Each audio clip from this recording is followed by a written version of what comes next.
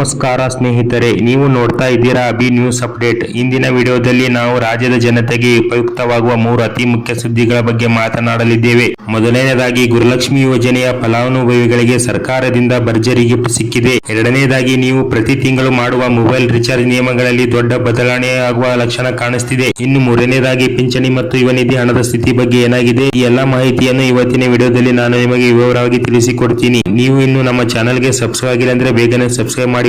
ವೀಕ್ಷಕರೇ, ರಾಜ್ಯ ಸರ್ಕಾರದ ಅತ್ಯಂತ ಜನಪ್ರಿಯ ಯೋಜನೆಯಾದ ಗುರುಲಕ್ಷ್ಮಿ ಅಡಿಯಲ್ಲಿ ಈಗ ದೊಡ್ಡ ಮೊತ್ತದ ಹಣ ಬಿಡುಗಡೆಯಾಗಿದೆ. ಬಹಳಷ್ಟು ಮಹಿಳೆಯರಿಗೆ ಕಳೆದ 2 ತಿಂಗಳಿಂದ ತಾಂತ್ರಿಕ ಕಾರಣಗಳಿಂದ ಹಣ ಬಂದಿರಲಿಲ್ಲ. ಅಂತಹವರಿಗೆ ಈಗ ಗುಡ್ ನ್ಯೂಸ್. ಯಾರಿಗೆ ಎಷ್ಟು ಬರುತ್ತೆ? 27 ಮತ್ತು 28ನೇ ಕಂತಿನ ಹಣ ಬಾಕಿ ಇದ್ದವರಿಗೆ ಈಗ ಒಟ್ಟಿಗೆ 4,000 ರೂಪಾಯಿ ಹಣ ನೇರವಾಗಿ ಬ್ಯಾಂಕ್ ಖಾತೆಗೆ ಡಿಬಿಟಿ ಮೂಲಕ ಜಮೆಯಾಗುತ್ತಿದೆ. ಯಾವ ಜಿಲ್ಲೆಗಳಲ್ಲಿ ಜಮೆಯಾಗಲಿದೆ? ಬೆಳಗಾವಿಯಲ್ಲಿ ಈಗಾಗಲೇ 40ರಷ್ಟು ಮಹಿಳೆಯರಿಗೆ ಹಣ ತಲುಪಿದೆ. ಇದರ ಜೊತೆಗೆ ಮಂಡ್ಯ, ಮೈಸೂರು, ಶಿವಮೊಗ್ಗ, ದಾವಣಗೆರೆ, ಕಲಬುರಗಿ, ಬಾಗಲಕೋಟೆ, ರಾಯಚೂರು, ವಿಜಯಪುರ, ಬೆಂಗಳೂರು ನಗರ ಸೇರಿದಂತೆ 20 ಜಿಲ್ಲೆಗಳಲ್ಲಿ ಪ್ರಕ್ರಿಯೆ ಭರದಿಂದ ಸಾಗಿದೆ. ಹಣ ಬಂದಿಲ್ಲ ಅಂದ್ರೆ ಏನು ಮಾಡಬೇಕು? ಒಂದು ವೇಳೆ ನಿಮಗೆ ಇನ್ನೂ ಹಣ ಬಂದಿಲ್ಲ ಅಂದ್ರೆ ಕೂಡಲೇ ನಿಮ್ಮ ಹತ್ತಿರದ ಗ್ರಾಮನ್ ಅಥವಾ ಕರ್ನಾಟಕ ಒನ್ ಕೇಂದ್ರಕ್ಕೆ ಹೋಗಿ ನಿಮ್ಮ KYC ಮತ್ತು ಬ್ಯಾಂಕ್ ಲಿಂಕ್ ಸ್ಟೇಟಸ್ ಅನ್ನು ಚೆಕ್ ಮಾಡಿಸಿಕೊಳ್ಳಿ. ಮೊಬೈಲ್ ರಿಚಾರ್ಜ್ ಬದಲಾವಣೆ. ಈಗ ಎರಡನೇ ಮತ್ತು ಅತಿ ಪ್ರಮುಖ ಸುದ್ದಿ. ನಾವೆಲ್ಲರೂ ತಿಂಗಳ ರಿಚಾರ್ಜ್ ಅಂತ ಮಾಡಿಸಿದ್ರೆ ಅದು ಕೇವಲ 28 ದಿನಕ್ಕೆ ಮುಗಿದು ಹೋಗುತ್ತೆ. ಇದರಿಂದಾಗಿ ವರ್ಷಕ್ಕೆ ನಾವು ಹೆಚ್ಚುವರಿಯಾಗಿ 1 ತಿಂಗಳ ರಿಚಾರ್ಜ್ ಮಾಡಿಸಬೇಕಾದ ಪರಿಸ್ಥಿತಿ ಇದೆ. ಸಂಸದ ರಾಘವ್ ಚಡ್ಡಾ ಅವರು ಈ ಬಗ್ಗೆ ಕೇಂದ್ರ ಸರ್ಕಾರದ ಮತ್ತು ಟ್ರೈ ಮಹತ್ವದ ಕಂಪನಿಗೆ ಮನವಿ ಮಾಡಿದ್ದಾರೆ.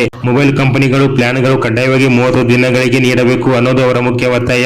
ಅಷ್ಟೇ ಅಲ್ಲ, ನೀವು ಇವತ್ತು 2 GB ಡೇಟಾ ತೆಗೆದುಕೊಂಡಿದ್ದು ಅದರಲ್ಲಿ 1 GB ಮಾತ್ರ ಬಳಸಿದರೆ ಉಳಿದ 1 GB ಡೇಟಾ ಮರುದಿನಕ್ಕೆ ಆಡ್ ಆಗಬೇಕು. ಇದರಿಂದ ಗ್ರಾಹಕರಿಗೆ ದೊಡ್ಡ ಮಟ್ಟದ ಹಣ ಉಳಿತಾಯ ಆಗಲಿದೆ. ಇದು ಜಾರಿಯಾದರೆ ದೇಶದ ಕೋಟ್ಯಂತರ ಮೊಬೈಲ್ ಬಳಕೆದಾರರಿಗೆ ನೆಮ್ಮದಿ ಸಿಗಲಿದೆ. ಪಿಂಚಣಿ ಮತ್ತು ಯುವ ನಿಧಿ ಬಗ್ಗೆ ಮಾಹಿತಿ. ಇನ್ನು ಸಾಮಾಜಿಕ ಭದ್ರತಾ ಯೋಜನೆಗಳ ಬಗ್ಗೆ ನೋಡುವುದಾದರೆ ವೃದ್ಧಾಪ್ಯ ವೇತನ, ವಿಧವಾ ವೇತನ ಮತ್ತು ವಿಕಲಚೇತನರ ಪಿಂಚಣಿ ಹಣ ಮಾರ್ಚ್ ತಿಂಗಳದ್ದು ಬಿಡುಗಡೆಯಾಗಿದೆ. ಮಾರ್ಚ್ ತಿಂಗಳ ಎಂಡಿಂಗ್ ಇದೆ.